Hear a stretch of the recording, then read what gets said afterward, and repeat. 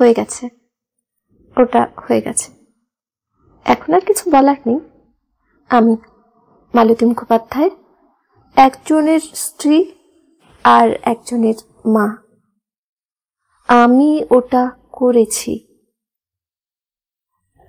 জয়ন্তর সঙ্গে। জয়ন্ত আমাকে চেয়েছে, আমিও তাকে। আমার স্বামী নয়নাংশু হয়তো ভাবছে আগেই করেছিলাম, কিন্তু না, আজই প্রথম। আজ রাত্রে 4 ঘন্টা আগে এই বিছানায়, যেখানে মালতী এখন শুয়ে আছে। কেমন করে হলো? খুব সহজ। সত্যি বলতে আগে কেন হয়নি জানি না। আমার সংযমে জয়ন্তর ধৈর্যে আমি অবাক হয়ে যাচ্ছি। রাত্রির 9টা নাগাদ জয়ন্ত এলো, আর তক্ষুনি এমন বৃষ্টি নামলো যে আধ ঘন্টার মধ্যে জল দাঁড়িয়ে গেল আমাদের গলিতে। নমস্কার বন্ধুরা, আমি প্রিয়াঙ্কা। বং লাইট অফ লাইফে আপনাদের সবাইকে স্বাগত। আজকে আমি আপনাদের জন্য নিয়ে এসেছি একটি মন মাতানো গল্প, বুদ্ধদেব বসুর লেখা রাত ভোরে বৃষ্টি। শুনে দেখুন, গল্পটি আপনাদের মন জয় করে নেবে। গল্পটি ভালো লাগলে লাইক, কমেন্ট, শেয়ার এবং সাবস্ক্রাইব করে আমার পাশে থাকতে কিন্তু ভুলবেন না। শুনতে থাকুন আজকের গল্প। 10টা, 10:30, বৃষ্টি আর থামে না। অংশু গেছে তার মুমূর্ষু পিসিমাকে দেখতে বেলেঘাটায়। বুন্নি আমার মার কাছে থাকছে আজ। দুর্গামণি ভাঁড়ার ঘরে মাদুর বিছিয়ে ঘুমিয়ে পড়ল। আমি ফ্ল্যাটের দরজায় ছিটকিনি লাগিয়ে শোবার ঘরে এলুম, বৃষ্টির ছাঁটে কিছু ভিজে টিজে যাচ্ছে কিনা দেখার জন্য। আমার সিগারেট ফুরিয়ে গেল। নয়নাংশুর দেরাজে আছে নাকি 2-1 প্যাকেট? বলতে বলতে জয়ন্ত এলো শোবার ঘরে। আমি নিচু হয়ে যখন দেরাজ ঘাঁটছি, তখন জয়ন্ত পিছন থেকে আমাকে জড়িয়ে ধরল। আমি মুখ তুলে তাকিয়ে বললুম, তাহলে সিগারেট চাও না? সে আমার কানের উপর ঠোঁট চেপে ডাকল, লোটন। আমি তার হাত ছাড়িয়ে নিয়ে ঘরের দরজা বন্ধ করে আলো নিভিয়ে দিলাম। এমনি করেই হয়ে গেল ব্যাপারটা। ভালো লাগছে এখন, বেশ ভালো লাগছে আমার। বুঝতে পারছি এতদিন এটা ঠেকিয়ে রেখে ভালো করিনি। গা ভরা আরাম নিয়ে ঘুমিয়ে পড়েছিলুম। হঠাৎ চোখ খুলে দেখি আলো জ্বলছে, আর চুপ চুপে ভেজা জামা কাপড়ে দাঁড়িয়ে আছে নয়নাংশু। আমি বললাম, এই এলে? হ্যাঁ। আমার পাজামাগুলো কোথায় আছে জানো নাকি? ওই যে বাঁ দিকের দেরাজে। বলে আমি আবার একটু চোখ বুঝলুম। অলস লাগছিল, উঠতে ইচ্ছে করছিল না। অংশু বলল, এত রাতে ফ্ল্যাটের দরজা খোলা রেখে ভালো করনি। তুমি আর দুর্গামণি ছাড়া কেউ বাড়ি নেই, দুজনেই অঘরে ঘুমোচ্ছ। যাকে বলে চোরকে ডেকে আনা, এ হলো তাই। ও, খোলা ছিল নাকি দরজা? নয়নাংশু কাপড় ছাড়তে বাথরুমে ঢুকলো। আমি হঠাৎ তাকিয়ে দেখলুম ওর খাটের উপর আমার ব্লাউজটা পড়ে আছে। আমি শুয়ে আছি কোনো মতে শুধু শাড়িটা জড়িয়ে। তড়াক করে উঠে ব্লাউজ পরে নিলুম। শাড়িটা ঠিকমতো ঘুরিয়ে দিয়ে চুল আঁচড়ে মুখে একটু পাউডারও বুলিয়ে নিলুম তাড়াতাড়ি। আয়নায় মনে হলো, না, মালতীকে অন্য দিনের চাইতে কিছু আলাদা দেখাচ্ছে। কিন্তু কিরকম ভুল হয়, আশ্চর্য! তখন আমি ভালোবাসতে গিয়েও দরজা বন্ধ করতে ভুলিনি। প্রেম তাহলে বেপরোয়া উদ্দাম নয়? কিন্তু জয়ন্ত চলে যাবার পর হাট হয়ে রইল ফ্ল্যাটের দরজা, ঘরের দরজা। জামাটা পর্যন্ত গায়ে দিতে মনে থাকলো না। তক্ষুনি ঘুমিয়ে পড়লুম। নয়নাংশু কিছু লক্ষ্য করেছে নাকি? তা করুক কি, একজন বিবাহিতা মহিলা তার শোবার ঘরে যেভাবে শুয়ে থাকুক, তা নিয়ে কার কি বলার আছে? খেতে বসে অংশু জিজ্ঞেস করল, এত রাত অবধি না খেয়েছিলে কেন? রাত অনেক বুঝি? 12টা, খেয়ে নিলেই পারতে। 12টা শুনে অবাক লাগলো আমার। জয়ন্ত আসার পর থেকে ঘন্টাগুলি ছিল কি ছিল না তখন যেন মনে করতে পারছিলাম না। যদি বুঝতুম এত রাত হয়েছে তাহলে আমার নিশ্চয়ই দুশ্চিন্তা হতো অংশুর জন্য। আর সে ঘরে ঢোকা মাত্র বলতুম, কি কাণ্ড, এত রাত করলে? এদিকে আমি ভেবে ভেবে সারা। অংশুর দিকে তাকিয়ে মনে হলো সে এখনো ওই রকম কিছু শুনতে চাচ্ছে আমার মুখে। তাই বললুম, তোমার এত দেরি হলো কেন? কি তুমুল বৃষ্টি আজ কলকাতায়, বেলেঘাটা গঙ্গা হয়ে গেছে। হেঁটে হেঁটে শিয়ালদার মোড়ে এলুম, তারপর রিক্সাতে জোড়াগির্জে অবধি এসে তবে একটা ট্যাক্সি জুটল। বেশ তৃপ্তির সঙ্গে কথাগুলো বলল নয়নাংশু, যেন সুন্দরবনে বাঘ মেরে এসেছে। আমার মনে পড়ল কয়েকদিন আগে বাথরুমে একটা বিছে দেখতে পেয়ে চেঁচিয়ে উঠেছিল সে। তারপর কোত্থেকে একটা লাঠি জোগাড় করে খুব সাবধানে দূর থেকে মেরেছিল ওই এক রত্তি প্রাণীটাকে। আমার কাছে এসে বলেছিল, ওটাকে মেরেছি। আমি ওর দিকে না তাকিয়ে জবাব দিয়েছিলুম, খুব বিরক্ত করেছ। যেন 4 বছর আগেকার মুন্নি বলছে, মা মা শোনো, জানালায় একটা কাক বসেছিল, আমি তাড়িয়ে দিয়েছি। ওকে মাঝে মাঝেই বালকের মতো লাগে আমার, বাচ্চা ছেলের মতো। আর একজন পূর্ণ যুবতীর বালক স্বামী হলে কেমন লাগে? জয়ন্ত হলে কি করতো ওখানে? কথাটি বলতো না, নিঃশব্দে পিষে দিত স্যান্ডেলের তলায়। মুরগির ঝোল দিয়ে ভাত মেখে নিয়ে নয়নাংশু বললে, তোমাকে অনেকদিন বলেছি আমার জন্য বসে থেকো না, সময় মতো খেয়ে নিও। একা একা খেতে বৃষ্টি লাগে আমার। কথাটা কিন্তু খাঁটি, একটুও বানানো নয়। নয়নাংশুর ফিরতে যত দেরি হোক ওকে ফেলে খেতে পারি না আমি। ওটা আমার অভ্যাস, হয়তো একেই সংস্কার বলে। ছেলেবেলায় মাকে দেখতুম বাবার জন্য বসে থাকতে, হয়তো তাই থেকে এসেছে।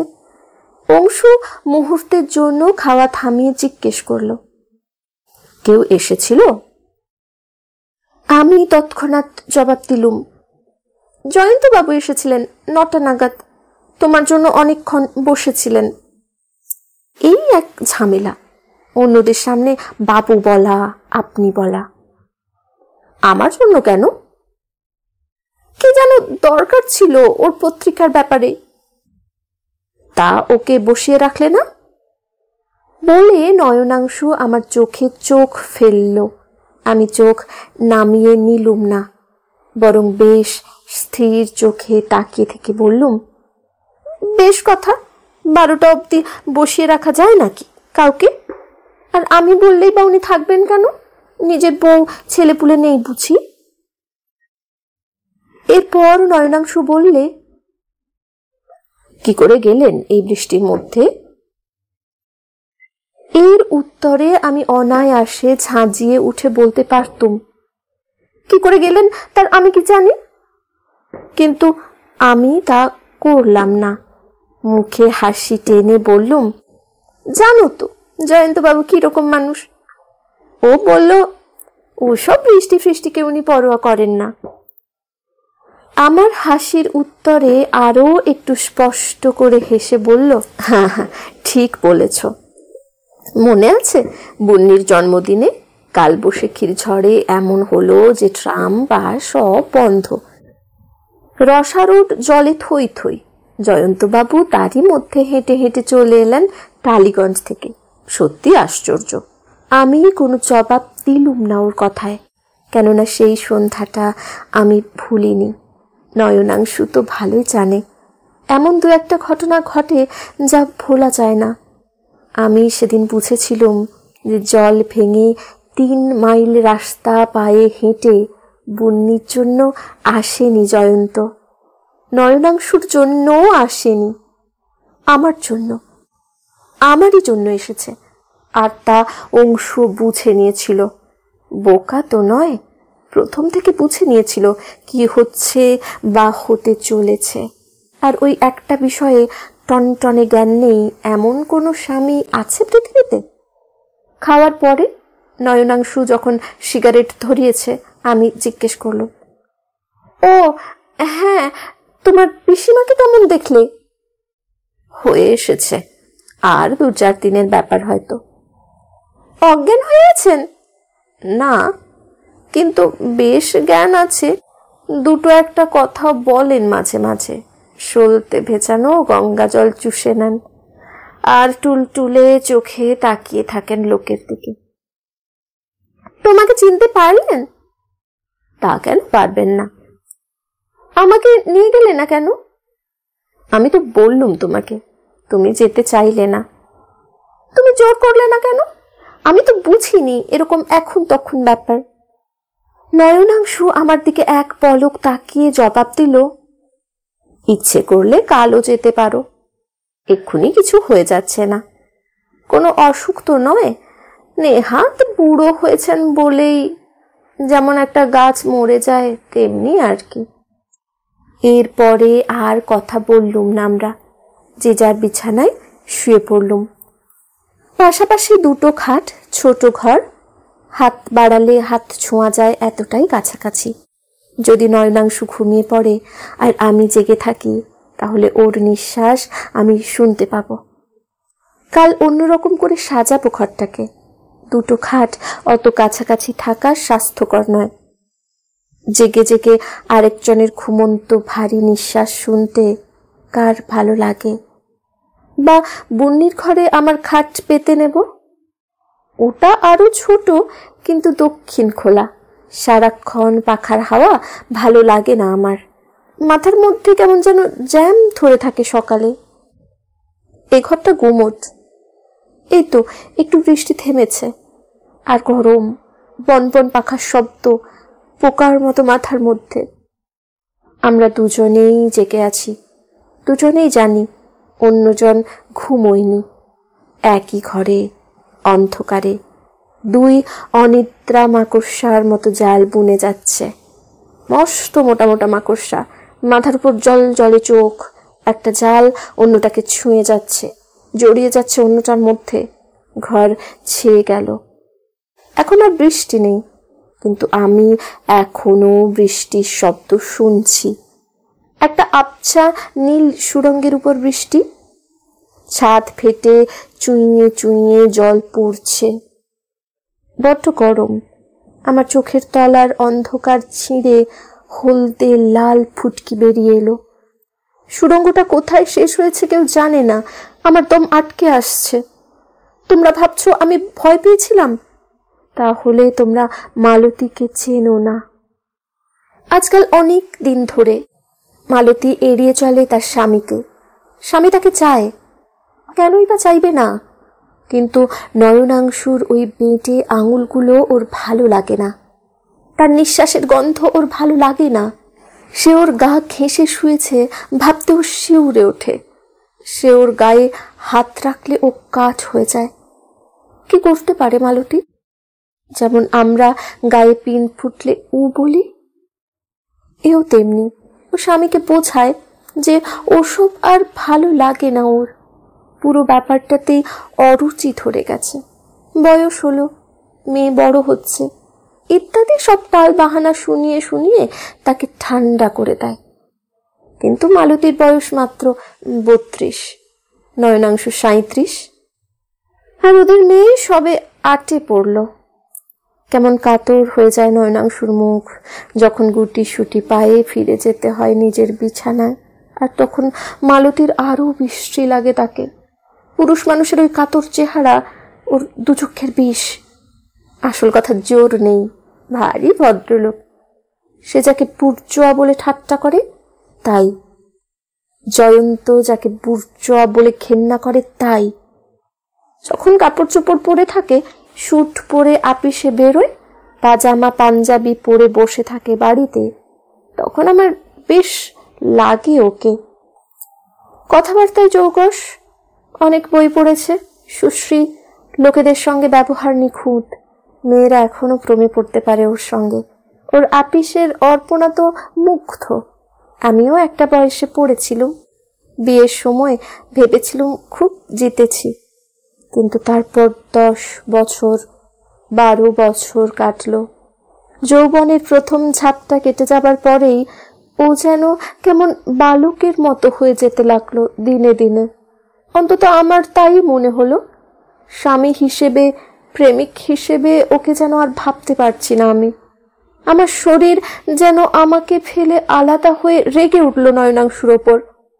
আমি রোগা হয়ে গেলুম, অসুখে পড়লুম একবার। সেই অসুখটাও যেন নয়নাংশুকে দূরে রাখার একটা উপায়। আগে ছিল একটা গুমরানো ধোয়ানো গোছের রাগ। কেন রেগে আছি জানি না, কিন্তু জয়ন্তর সঙ্গে দেখা হবার পর আমি হঠাৎ কারণটা বুঝে ফেললাম। আমার বিয়ের পর পিসিমা বলেছিলেন, সোয়ামের মতো ধন আর নেই, বুঝলি? নয়নাংশুর পিসিমার কথা বলছি। ওর মুখে ও কথা শুনে আমার একটু হাসি পেয়েছিল, কেননা শুনেছিলুম উনি 13 বছর বয়সে বিধবা হয়েছিলেন। বিয়ে হয়েছিল 12-তে। স্বামী ব্যাপারটা গোল না চৌকো না তেকোনো, তাও উনি ঠাউর করবার সময় পাননি। একটা ফাঁকা আওয়াজ, একটা ফ্যাকাশে ময়লা মরচে পড়া রং চটা ঝুলকালি মাখা ধারণা ওর কাছে স্বামী কথাটা। তাই, অথচ তারই কি সাংঘাতিক প্রতাপ। বিয়ের প্রথম বছরটা বেলেঘাটাতেই ছিলুম আমরা। নয়নাংশুর পৈতৃক বাড়ি সেটা। শ্বশুর বাড়িতে ওই বুড়ি পিসিমা আমাকে বিশেষ একটু ভালোবেসেছিলেন, আদর করে তুই বলতেন। হঠাৎ হঠাৎ নয়নাংশুর ঢাক পিটিয়ে যেতেন, জানিস পরীক্ষায় মেডেল পেয়েছিল, ওর সঙ্গে সাহেবদেরও আলাপ আছে। আমি তখন সবেমাত্র রক্তের স্বাদ পেয়েছি। ওর দিকে তাকিয়ে তাকিয়ে ভাবতুম, এই চির বিধবা, চিরকুমারী, চির দুঃখী মহিলাটিকে দুঃখী কেন মনে হয় না? তিনি কি কখনো নিজের জীবনের কথা ভাবেন না?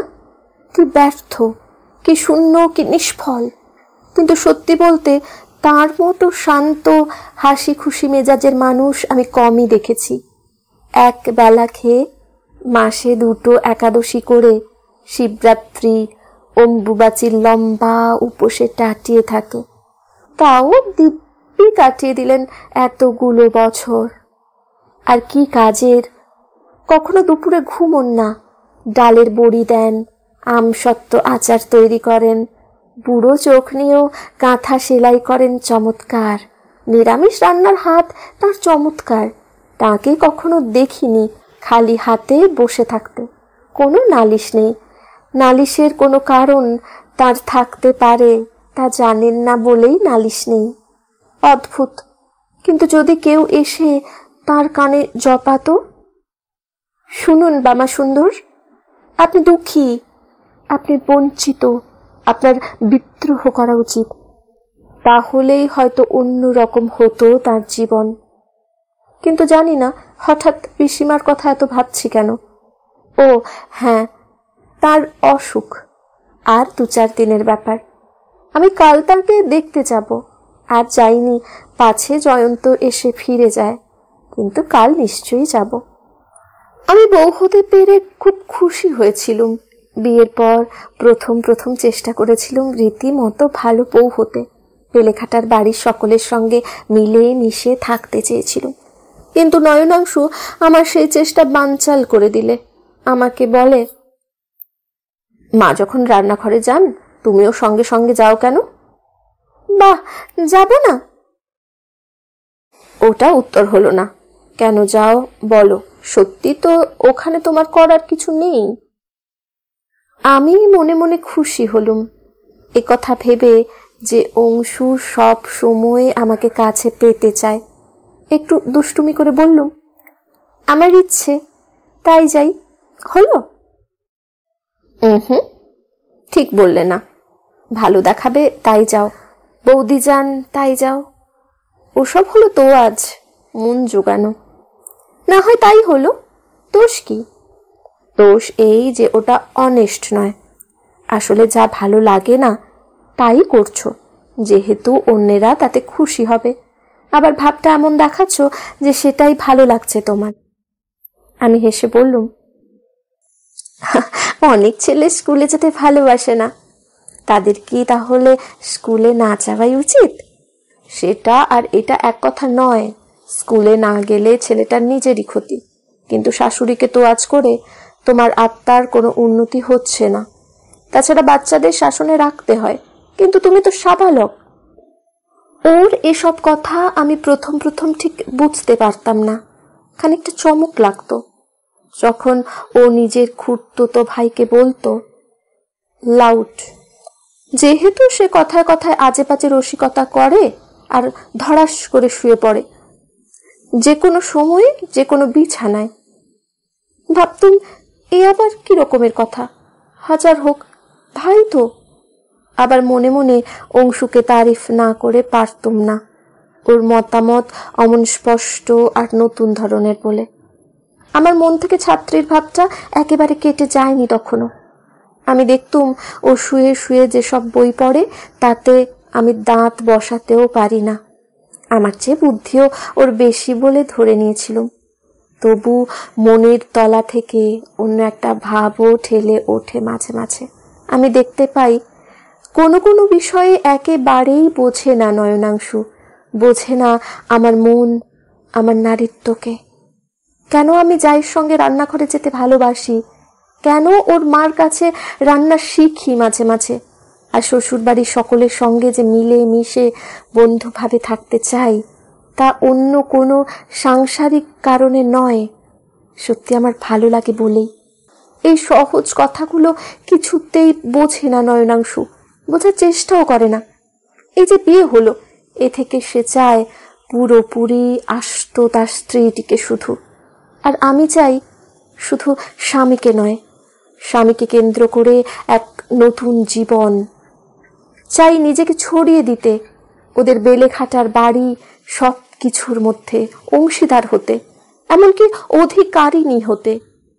কিন্তু অংশু আমাকে আস্তে আস্তে কিছুটা ওর ধরনে ভাবতে শেখালো, বোঝালে যে বেলেখাটার জনবহুল মস্ত তেতলো বাড়িতে অসুবিধে হচ্ছে আমাদের, যে যৌথ পরিবারের মতো কুৎসিত ব্যাপার আর নেই।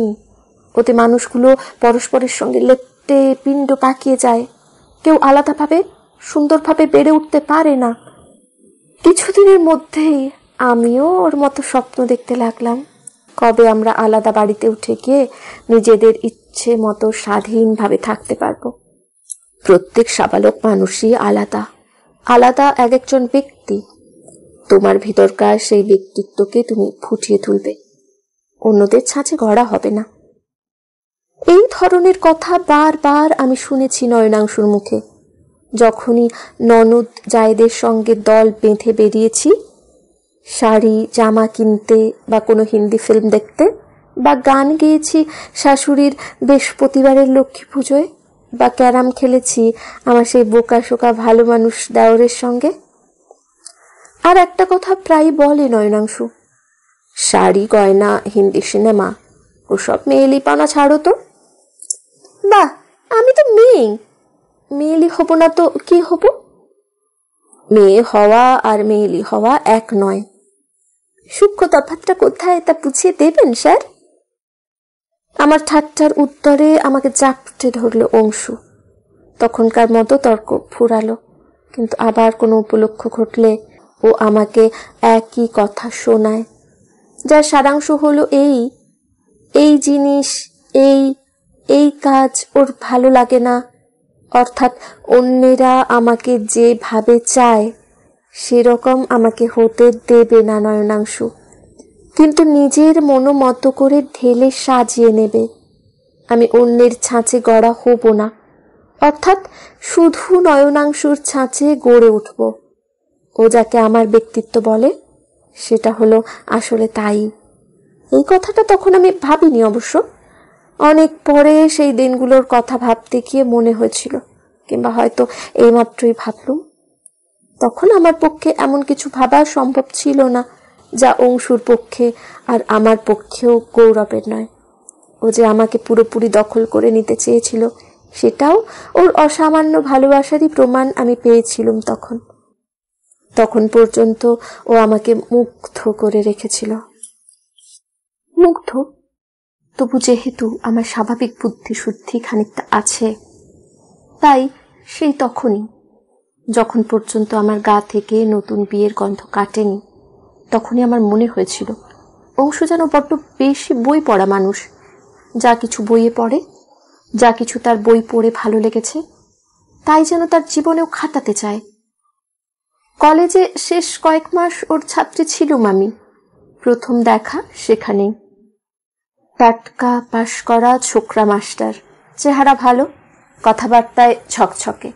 আমাদের ক্লাসের 29টি মেয়ের মধ্যে এমন কেউ ছিল না যার বুকের মধ্যে মলয় সমীরণ ঝিরঝির করে বয়ে যায়নি। আমি একদিন অন্যদের সঙ্গে বাজি রেখে আলাপ করে এলুম, পড়াশোনারই কিছু একটা ছুতো করে। তারপর দেখি হঠাৎ একদিন আমাদের বাড়িতে এসে উপস্থিত হয়েছে কয়েকটা বই হাতে নিয়ে। ওগুলো নাকি পরীক্ষার পক্ষে বিশেষ জরুরি। আমি মনে মনে বললুম, ও তাহলে তোমারও মনে এই কথা। দিন 10 পরে বই ফেরত নিতে এলো। আমি তখনও পড়িনি শুনে কয়েকটা বাছা বাছা অংশ নিজে পড়ে শোনালো আমাকে, ব্যাখ্যা করে বুঝিয়ে দিল। আমি খুব মন দিয়ে শুনলুম, কিন্তু কিছুই শুনলুম না। শুনলুম ওর গলার আওয়াজ, আর দেখলুম ওর মুখের ভাব, ঠোঁটের নড়াচড়া। আর তারপর যখন আমরা নিজেদের মধ্যে বোঝাপড়ায় পৌঁছে যাচ্ছি আর আমার বাড়ির সবাই বুঝে নিয়েছে ব্যাপারটা, আর তা নিয়ে উদ্বিগ্ন হচ্ছে। কুমারী মেয়ের সঙ্গে কোনো যুবকের ঘনিষ্ঠতা দেখলে মা বাবা এখনো উদ্বিগ্ন না হয়ে পারেন না, অথচ একবার মেয়ের বিয়ে হয়ে গেলে সারা জীবনের মতো কেমন নিশ্চিন্ত হয়ে যান, যেন বিয়ে একটা সর্বজড়হর অব্যর্থ মাদুলি। তখনও অংশু আমাকে যত কথা বলে তার মধ্যে বইয়ের কথা ঘুরে ফিরে চলেই আসে। বিয়ের পরেও তেমনি। রাত্রে ঘরে এসে কি রোববারে দুপুরে খাওয়ার পরে সে আমাকে ইংরেজি কবিতা পড়ে শোনায়, প্রেমের কবিতা। D.H. লরেন্সকে নিয়ে সে তখন খুব মেতেছে, কিন্তু তখন তো আর কোর্টশিপের অবস্থা নেই যে যে কোনোভাবে তাকে কাছাকাছি পেলেই খুশি হব আমি। খুব স্বাভাবিকভাবেই অন্যরকম ব্যবহার আশা করছি তার কাছে। অন্য কিছুতে মন দিতে পারছি না। আমার অবাক লাগছে যে যে মানুষ হাতে কলমে প্রেম করতে পারে সে প্রেমের কবিতা পড়বে বা শোনাবে কেন, বা কথা বলবে কেন তা নিয়ে। আর অবশেষে সে যখন আমাকে কাছে টানে, সেটাও এমন নরম হাতে আর সন্তর্পণে যে আমার এক এক সময় মনে হয় এই প্রেম করাটাকেও সে যেন মনে মনে কোনো বই থেকে তর্জমা করে নিচ্ছে।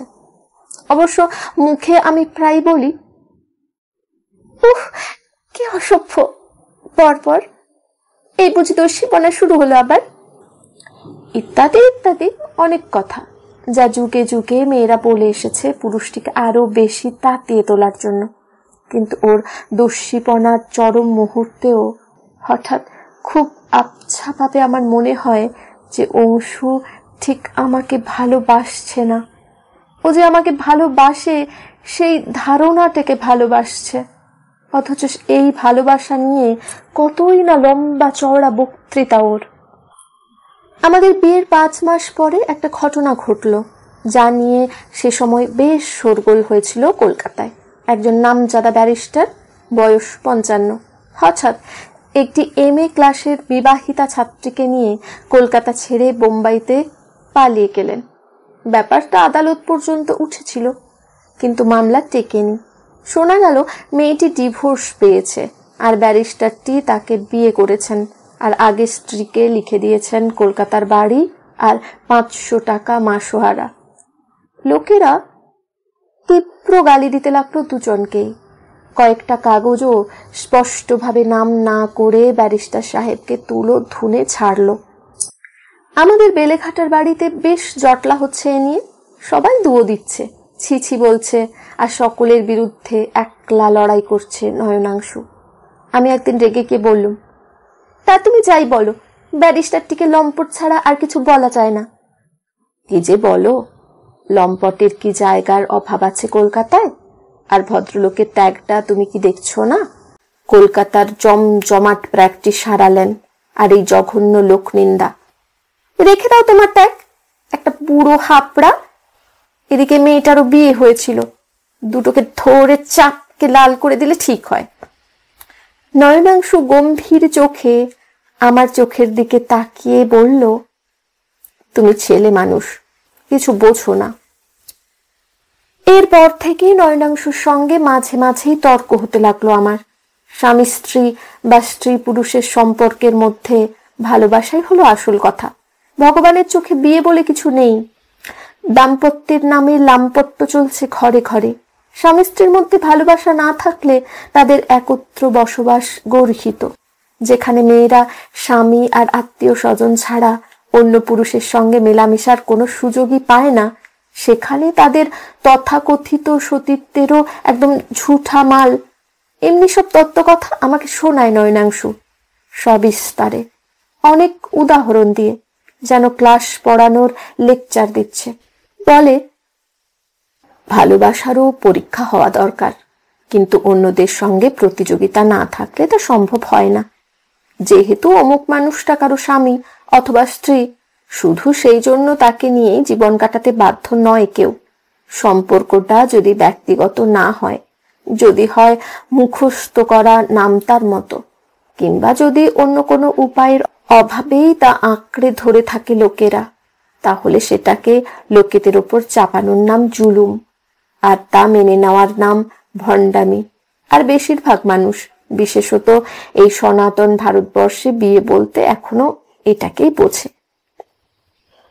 নয়নাংশুর এসব কথার কোনো সাফ জবাব আমার মুখে তক্ষুনি চোকায় না, কিন্তু শুনতে শুনতে রাগ হয়। কেননা আমি তখন বিয়ে হওয়া নতুন বউ, ক্ষুধিত কুমারিত্ব থেকে আরো ক্ষুধিত নারীত্বে প্রমোশন পেয়েছি। বিয়ে ব্যাপারটা আপাতত খুবই ভালো লাগছে আমার। এমনকি প্রায় বিশ্বাস করে ফেলেছি যে এটা জন্ম জন্মান্তরের সম্বন্ধ। একদিন বললুম, তাহলে তোমার মতে মানুষেরও কুকুর বেড়ালের মতো হওয়া উচিত, ইচ্ছে সুখ চড়ে বেড়াবে, এই তো? পশুর সঙ্গে মানুষের তুলনা হয় না। পশুরা ভালোবাসে না, তাদের শুধু শরীর আছে, মন নেই। ওই এক কথা তোমার, শুধু মুখে ভালোবাসা। ভালোবাসা ব্যাপারটা কি বলতে পারো? আমার দিকে এক পলক তাকিয়ে জবাব দিল, তা তুমি নিজে না বুঝলে কেউ বোঝাতে পারবে না। আমি বিয়ের আগে নয়নাংশুর প্রেমে পড়েছিলুম, কিন্তু বিয়ের পর থেকে আমার মনে হতে লাগলো যে প্রেমে পড়া ব্যাপারটা তেমন জরুরি নয়, বিয়েটাই আসল। একবার বিয়ে হয়ে গেলে সারা জীবনের মতো ভাবতে হয় না। আর সেই জন্যই, যাই বলুক না নয়নাংশু, পাতানো বিয়ের বিরুদ্ধে কোনো সত্যিকারের যুক্তি নেই। আমি একদিন জিজ্ঞেস করেছিলুম, তোমার সঙ্গে আমার সম্বন্ধ এলে তুমি কি বিয়ে করতে না? পাগল নাকি? যাকে চিনি না তাকে কি করে বিয়ে করা যায়? কিন্তু ধরো এক সময় আমাকে তোমার ভালো লাগলো, অন্য সময়ে অন্য কাউকে আরো বেশি ভালো লাগবে যদি? নয়নাংশু একটু হেসে জবাব দিল, সে সম্ভাবনা সর্বদাই আছে, তাকে ভয় পেলে চলবে কেন? আমার খারাপ লাগলো ওর কথা শুনে। জোর গলায় বললুম, ছি, আমি কিন্তু কল্পনাই করতে পারি না যে তুমি ছাড়া আর কেউ আমার স্বামী হতে পারত, বা আমি ছাড়া আর কেউ তোমার স্ত্রী। আবার হাসলো নয়নাংশু, পিঠ চাপড়ানো সুরে বলল, ছেলে মানুষ। এই কথাবার্তার কয়েকদিন পরে আমরা একটা গানের জলসায় গেলুম। আমার মা ছিলেন সঙ্গে। মুক্তিপদ ঘোষ প্রথমে একটা মালকোষ আর তারপর একটা লখনৌ চালের ঠুংরি গাইলেন। অপূর্ব। নয়নাংশু একদম গান ভালোবাসে না, নেহাত আমার জন্য গিয়েছিল, আর কাঠের মতো মুখ করে বসেছিল সারাক্ষণ। বেরিয়ে এসে মা যখন ওকে জিজ্ঞাসা করলেন, নয়নাংশু, তোমার কেমন লাগলো? চমৎকার না? তখন ও শুকনো গলায় জবাব দিল, চমৎকার। কিন্তু আমার মন গানের রেশে ঝিম ধরে আছে। মনে পড়ছে ওস্তাদ গাইয়ের চোখ, মুখ, হাত নাড়া ইত্যাদি। হঠাৎ বলে উঠলাম, মুক্তিপদ ঘোষের স্ত্রী কি ভাগ্যবতী। শুনে আমার মা তক্ষুনি বললেন, তুই বোকার মতো কথা বলছিস। কথাটা কেন বোকার মতো তা বাড়ি ফিরে এসে অনেকক্ষণ পরে আমি বুঝতে পেরেছিলাম। অমুকের স্ত্রী কি ভাগ্যবতী এ কথা বলা মানেই আমি ওই মহিলাটিকে হিংসে করছি, অর্থাৎ আমি সেই অমুকের স্ত্রী বা প্রেমিকা হতে চাচ্ছি। আর এ কথা কখনো মনে মনে ভাবলেও কোনো বিবাহিতা মেয়ের মুখ ফুটে বলা উচিত নয়, বিশেষত তার স্বামী কাছাকাছি থাকলে। আর তখনই আমি বুঝেছিলাম বিয়ে জিনিসটা মানুষের কি এক আশ্চর্য আবিষ্কার। ধরা যাক আমার যদি এখনো বিয়ে না হতো, তাহলে যে আমি আজ নয়নাংশুর প্রেমে পড়েছি, সেই আমি কাল গান শুনে মুক্তিপদর প্রেমে পড়ে যেতুম না, তার বিশ্বাস কি? কিন্তু আমি বিবাহিত বলেই ওরকম ভাববো না, ভাবলেও চাপা দিয়ে দেব। আমার মায়ের সঙ্গে একমত হব যে ওরকম ভাবা উচিত নয়। এই তো আমাদের প্রেম, নয়নাংশুর ফলাও করে তোলা ভালোবাসা। তার উপর ভরসা রাখলে প্রত্যেকটা মানুষ কি ছিন্ন ভিন্ন হয়ে যেত না? যদি না বিয়ে তাদের মজবুত ভাবে বেঁধে রাখত। আবার বৃষ্টি এলো, ঠান্ডা ভেজা বাতাসের ঝাপট। তুমি এখন কি করছো জয়ন্ত? ঘুমিয়ে পড়েছ? না চোখ বুজে আমার কথা ভাবছ? না খোলা চোখে তাকিয়ে আছো অন্ধকারে?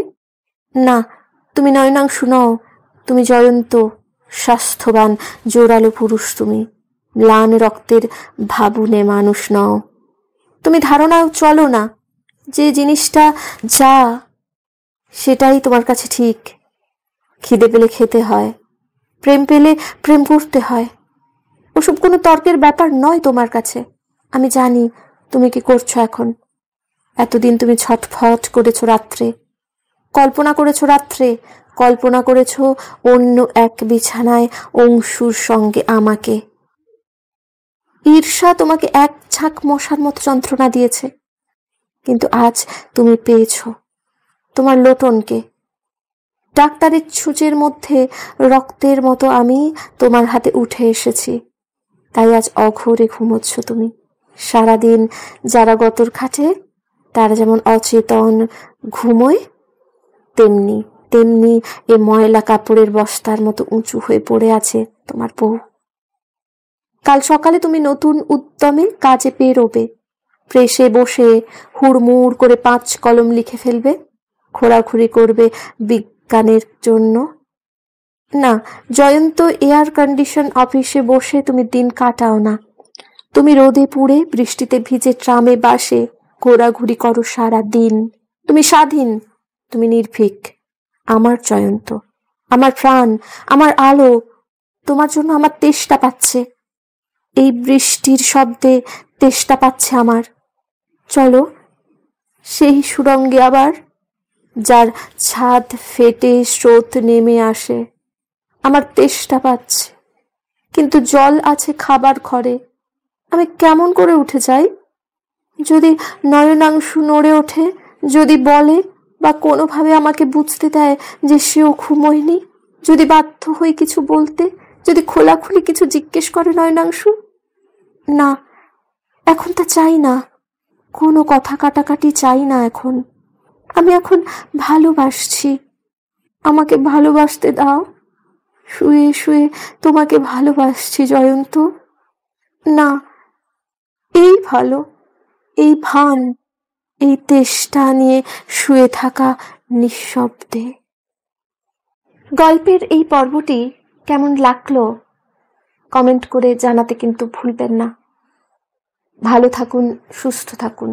পরবর্তী পর্ব নিয়ে খুব শিগগির হাজির হব।